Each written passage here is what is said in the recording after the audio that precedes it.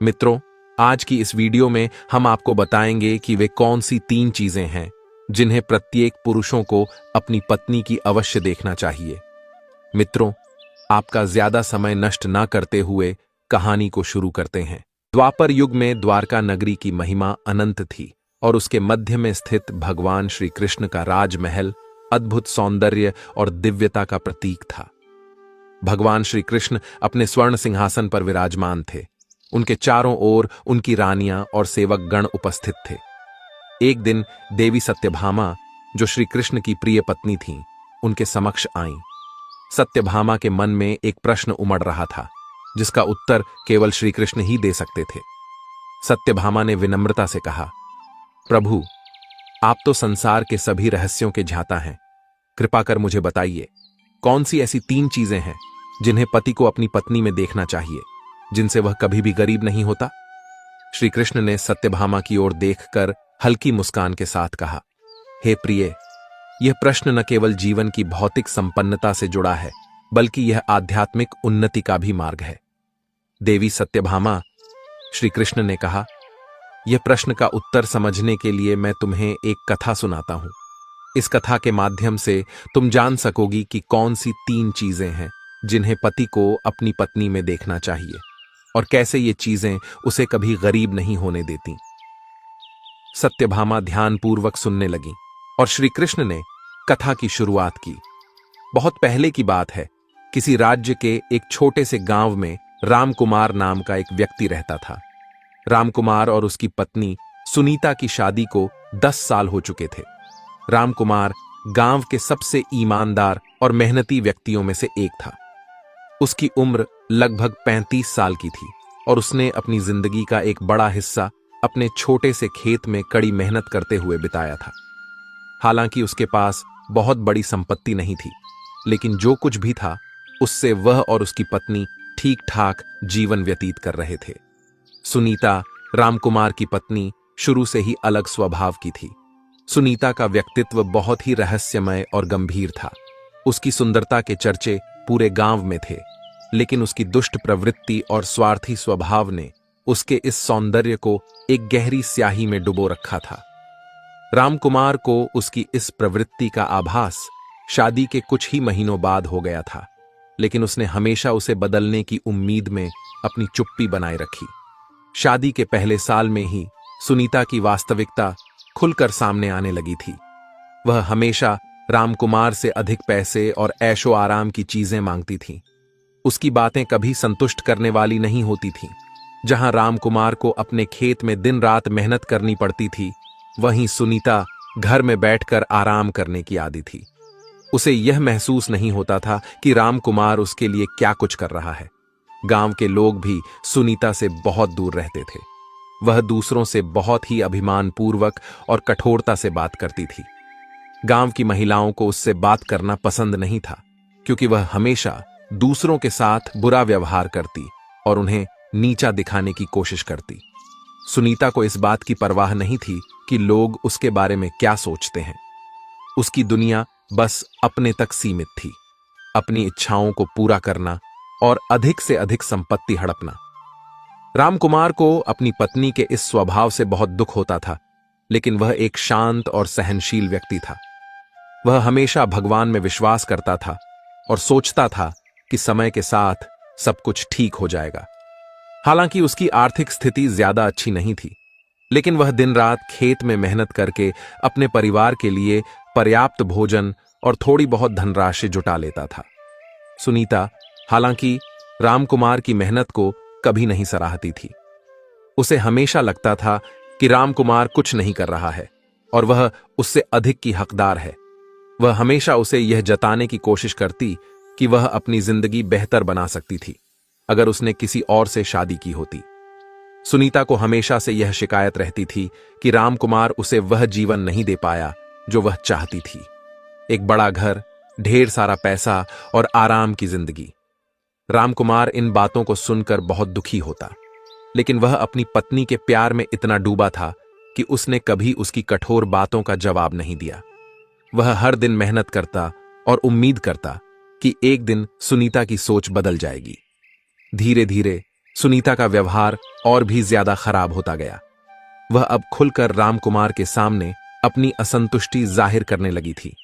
कभी कभी वह उसे ताने देती, कभी वह उसे अपमानित करती, और कभी तो उसे यह कहने से भी गुरेज नहीं करती कि वह उसे छोड़कर किसी और के साथ रहना चाहती है।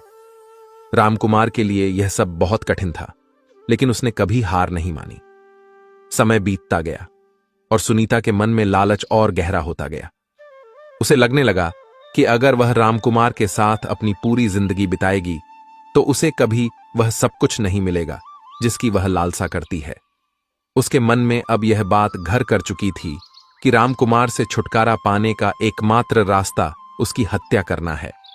सुनीता ने यह सोचना शुरू कर दिया कि अगर रामकुमार मर जाता है तो उसकी सारी संपत्ति उसकी हो जाएगी और वह उस जमीन और पैसे का इस्तेमाल करके एक नया जीवन शुरू कर सकती है।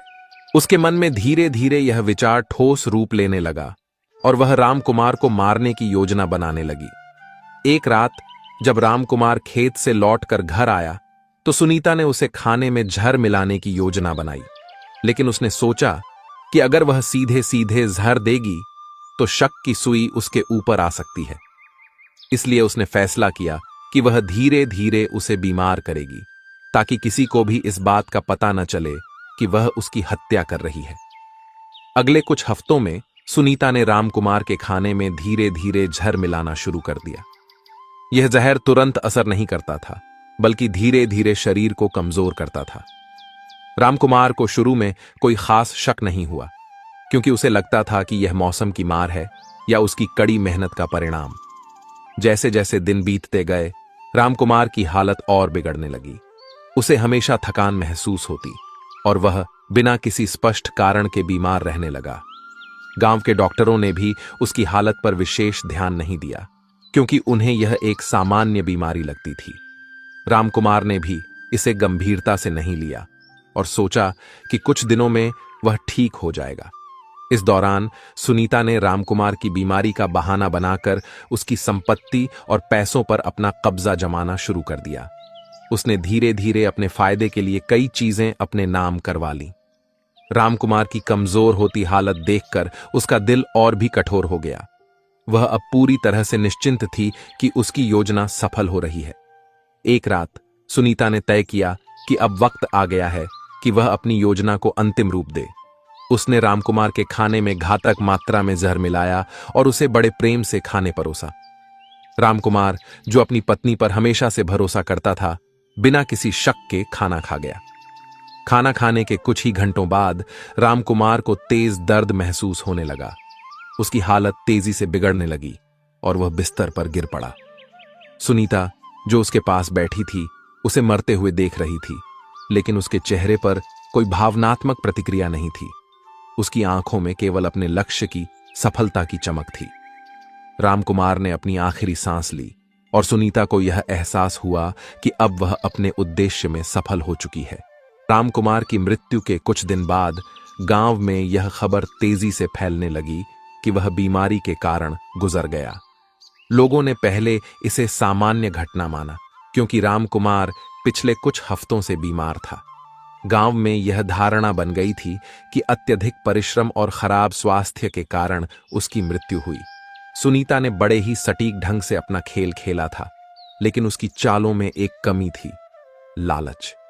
जब रामकुमार की मृत्यु के कुछ ही दिन बाद सुनीता ने तुरंत उसकी संपत्ति और जमीन को अपने नाम करने के लिए प्रयास शुरू किया, तो गांव के कुछ बुजुर्गों को शक होने लगा। प्राचीन काल में यह रिवाज था कि जब किसी गांव में कोई अप्राकृतिक घटना घटती थी तो उसे गांव के प्रमुख और राजा के सामने प्रस्तुत किया जाता था। गांव के कुछ लोगों ने सुनीता के इस अचानक व्यवहार और लालच पर सवाल उठाने शुरू कर दिए। सुनीता ने अपने पति के मरने के कुछ ही दिन बाद गांव के अधिकारियों के पास जाकर संपत्ति के अधिकार अपने नाम करने का आवेदन किया। जब यह खबर गांव के बुजुर्गों तक पहुंची तो उन्होंने संदेह जताया। सुनीता के स्वभाव और उसकी चालाकी को देखते हुए गांव के मुखिया ने निर्णय लिया कि इस मामले को राज दरबार में पेश किया जाना चाहिए। राजा धर्मपाल, जो उस राज्य के न्यायप्रिय शासक थे, को यह खबर भेजी गई। कुछ दिनों बाद सुनीता को राजा के दरबार में बुलाया गया। राजा धर्मपाल अपने विशाल और भव्य सिंहासन पर बैठे थे। उनके चारों ओर सैनिक और मंत्रियों का जमावड़ा था। गांव के मुखिया, बुजुर्ग और गांव के अन्य लोग भी दरबार में उपस्थित थे। राजा ने गंभीरता से सुनीता को देखा और पूछा, रामकुमार की मृत्यु कैसे हुई? सुनीता ने अपना पुराना नाटक खेलते हुए जवाब दिया, महाराज, मेरे पति कई दिनों से बीमार थे। मैंने उनका ध्यान रखा, लेकिन दुर्भाग्यवश उनकी मृत्यु हो गई। अब मैं उनकी संपत्ति की उत्तराधिकारी हूं और मैं चाहती हूं कि यह संपत्ति मेरे नाम पर हो। राजा ने एक क्षण के लिए सोचा और फिर गांव के बुजुर्गों की ओर देखा। गांव के मुखिया ने आगे बढ़कर कहा, महाराज, रामकुमार की मृत्यु के पीछे कुछ अनहोनी छिपी है। सुनीता के स्वभाव और उसकी संपत्ति के प्रति लालसा को देखते हुए हमें संदेह है कि यह कोई साधारण मृत्यु नहीं है। राजा ने इस बात को गंभीरता से लिया। उन्होंने सुनीता की बातों और गांव के लोगों की शंकाओं पर ध्यान दिया। राजा ने अपने दरबार में उपस्थित प्रमुख वैद्य को बुलाया और कहा, रामकुमार के शरीर की जांच करो और देखो कि क्या उसकी मृत्यु स्वाभाविक थी या इसमें कोई छल है। वैद्य ने रामकुमार के शरीर का अध्ययन किया और कुछ समय बाद दरबार में लौटकर कहा, महाराज, रामकुमार के शरीर में झर के निशान हैं। यह स्पष्ट है कि उसकी मृत्यु स्वाभाविक नहीं थी। उसे धीरे धीरे झड़ दिया गया था। यह सुनकर दरबार में सन्नाटा छा गया। सुनीता का चेहरा सफेद पड़ गया। वह समझ चुकी थी कि अब उसका अपराध छिपा नहीं रहेगा। राजा धर्मपाल ने गुस्से में उसकी ओर देखा और आदेश दिया, सैनिकों, सुनीता को गिरफ्तार करो। सुनीता को सैनिकों ने पकड़ लिया। राजा ने उसे घूरते हुए कहा, तुमने अपने पति की हत्या की और अब उसकी संपत्ति पर अधिकार करने की कोशिश कर रही हो। यह एक जघन्य अपराध है। तुम्हें इसके लिए दंड मिलेगा। सुनीता ने पहले तो खुद को निर्दोष साबित करने की कोशिश की, लेकिन जब सैनिकों और दरबारियों ने उसे कठोरता से सवाल किया तो वह टूट गई। उसकी आंखों में आंसू भर आए और उसने अपने सभी पापों को स्वीकार कर लिया। उसने स्वीकार किया कि उसने लालच और धन की खातिर अपने पति की हत्या की थी। राजा ने यह सुनकर गहरा श्वास लिया और अपने न्याय के सिद्धांतों के आधार पर फैसला सुनाया। सुनीता, तुम्हारे अपराध के लिए तुम्हें कठोर दंड मिलेगा। तुमने अपने पति का विश्वासघात किया और उसकी जान ली। तुम्हारा यह दुष्कर्म पूरे राज्य के लिए एक उदाहरण बनेगा। राजा ने अपने दरबार के मंत्रियों और प्रमुखों के साथ परामर्श किया और निर्णय लिया कि सुनीता को राज्य के सबसे कठोर दंड का सामना करना पड़ेगा। उसे अपनी बाकी की जिंदगी राज्य के कारागार में कठोर श्रम करते हुए बितानी पड़ेगी। साथ ही रामकुमार की संपत्ति को गांव के जरूरतमंद लोगों में बांट दिया जाएगा ताकि उसका पुण्य उसके नाम पर बचे। राजा ने सुनीता को एक आखिरी बार देखा और कहा, तुम्हारे अपराध ने तुम्हें आज इस स्थिति में लाकर खड़ा कर दिया है। यह न्याय का दिन है और तुम्हें इसके परिणाम भुगतने होंगे। सैनिकों ने सुनीता को पकड़कर दरबार से बाहर ले गए। उसका चेहरा अब पछतावे और दर्द से भरा हुआ था। उसके दिमाग में केवल यही बात घूम रही थी कि अगर उसने लालच और स्वार्थ की जगह प्रेम और समर्पण का मार्ग अपनाया होता तो आज उसकी जिंदगी कुछ और होती। सुनीता का जीवन उसके स्वार्थ, लालच और दुष्टता के कारण तबाह हो गया। उसने सोचा था कि धन और संपत्ति उसे खुशियां देंगे, लेकिन अंत में उसने अपने ही हाथों से अपने जीवन को नष्ट कर लिया। रामकुमार, जो एक नेक दिल और मेहनती व्यक्ति था, उसके प्यार और विश्वास का दुरुपयोग हुआ, लेकिन अंत में न्याय की जीत हुई। राजा धर्मपाल ने एक बार फिर अपने राज्य में न्याय और सच्चाई की स्थापना की और सुनीता का उदाहरण एक चेतावनी बन गया कि लालच और स्वार्थ कभी भी अच्छे परिणाम नहीं देते। सुनीता का जीवन अब कैद खाने में गुजरने वाला था और उसकी दुष्टता का अंत हो चुका था। श्री कृष्ण ने कथा सुनाने के बाद सत्यभामा की ओर देखा। सत्यभामा अब भी चिंतित थीं और उन्होंने श्री कृष्ण से पूछा, प्रभु, आपने कहा था कि जो मनुष्य अपनी पत्नी की 3 चीजों को देख लेता है वह कभी गरीब नहीं होता। कृपया मुझे बताइए, वे 3 बातें कौन सी हैं? श्री कृष्ण मुस्कुराए और बोले, सत्यभामा, तुम्हारा प्रश्न बिल्कुल उचित है। मैं अब तुम्हें उन 3 बातों का उत्तर दूंगा जो किसी भी पुरुष को अपनी पत्नी में देखनी चाहिए। ताकि वह जीवन में कभी भी अभाव या दुख का सामना न करे। इसके बाद श्री कृष्ण ने उन 3 बातों का विस्तार से उत्तर दिया। पत्नी किससे बात करती है और किससे मिलती है? सबसे पहली बात यह है कि पत्नी का संग या संपर्क किन लोगों के साथ है। जिनसे वह बात करती है और जिनसे मिलती है, उन लोगों का प्रभाव उसकी सोच और जीवन पर पड़ता है। यदि वह अच्छे, सदाचारी और सत्यनिष्ठ लोगों से मिलती है तो उसका आचरण भी वैसा ही होता है। लेकिन अगर वह बुरे और अनैतिक लोगों के संगत में रहे तो उसके विचार और व्यवहार पर नकारात्मक प्रभाव पड़ सकता है। यह मनुष्य का कर्तव्य है कि वह इस बात पर ध्यान दे कि उसकी पत्नी का संग कैसा है, क्योंकि यही परिवार के भविष्य को आकार देता है। पत्नी की बोलचाल और उसकी वाणी। दूसरी बात यह है कि पत्नी की बोलचाल कैसी है। वाणी में प्रेम, सहनशीलता और सच्चाई का होना बहुत महत्वपूर्ण है। पत्नी की मधुर वाणी घर में सुख, शांति और सामंजस्य को बनाए रखती है। उसकी विनम्रता और मीठे बोल ही परिवार के सदस्य को खुशहाल बनाए रखते हैं। लेकिन यदि उसकी वाणी कठोर, अपमानजनक या कड़वी हो तो इससे परिवार में तनाव और कलह का जन्म होता है। इस प्रकार पत्नी की वाणी ही घर की सुख शांति का आधार होती है।